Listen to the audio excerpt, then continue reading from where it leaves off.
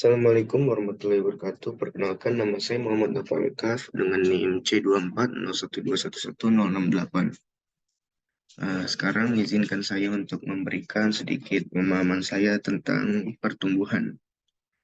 Oke, saya share screen terlebih dahulu.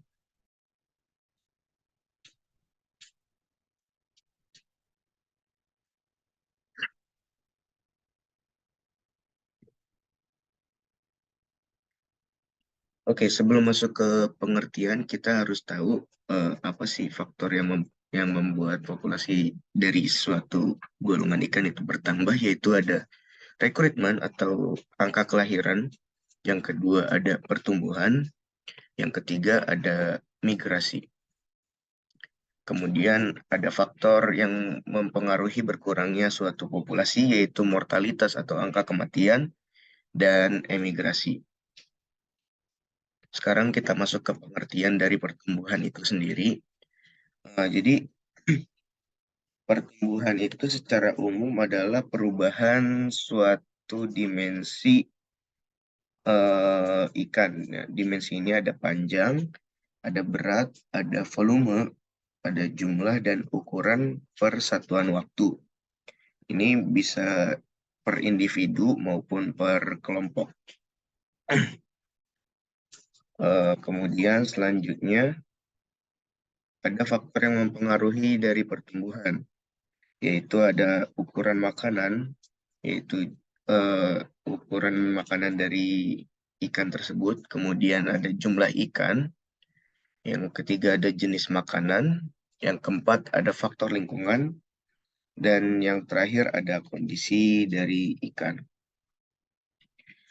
Menurut Effendi tahun 1979, pertumbuhan itu terbagi menjadi dua, yaitu pertumbuhan mutlak dan pertumbuhan nisbi.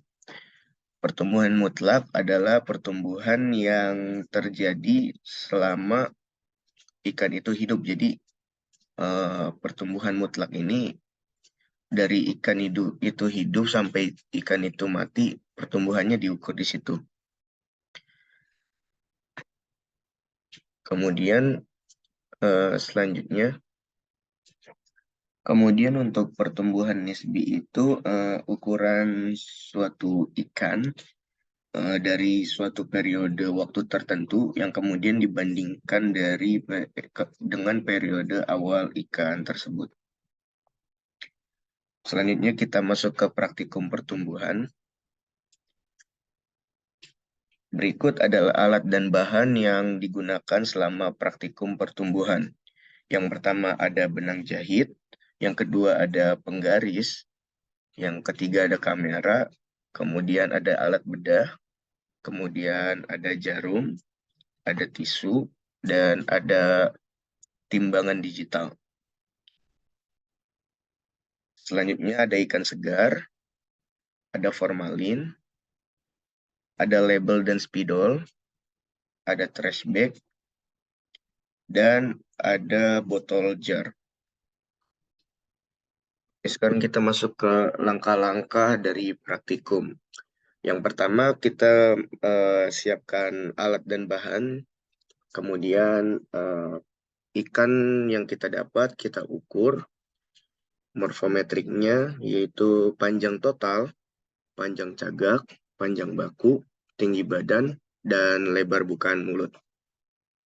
Kemudian ikan yang paling baik kita foto, kita dokumentasikan menggunakan kamera. Setelah itu kita bedah ikannya. Cara pembedahan ikannya itu ikan dipotong menggunakan gunting melalui anus ke atas, lalu ke bagian insang. Kemudian kita keluarkan bagian usus dan gonatnya. Kemudian kita ukur ususnya, kita pisahkan usus dan gonat. Kemudian gonatnya diukur TKG-nya. Kemudian kita analisis jenis kelamin dari ikan tersebut, apakah itu ikan jantan ataupun ikan betina. Kemudian setelah selesai pengukuran, usus dan gonat dimasukkan ke dalam botol jar, kemudian diberikan formalin untuk disimpan dan digunakan dalam praktikum analisis pertumbuhannya. Mungkin sekian penjelasan dari saya. Kurang lebihnya mohon maaf. Wassalamualaikum warahmatullahi wabarakatuh.